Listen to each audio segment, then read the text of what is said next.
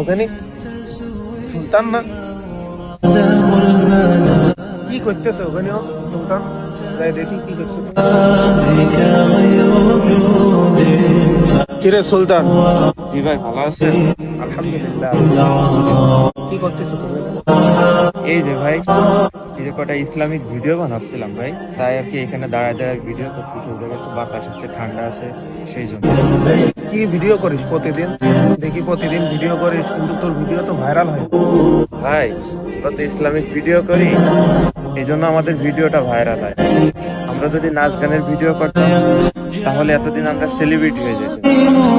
কারণ Islamic video সবাই দেখে না, সবাই পছন্দ করে।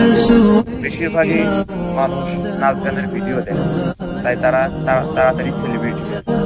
আর আমরা ইসলামিক ভিডিও করি তো, এই জন্য আর কি আমাদেরটা মানুষ দেখেও না, অতটা ভাইরাল।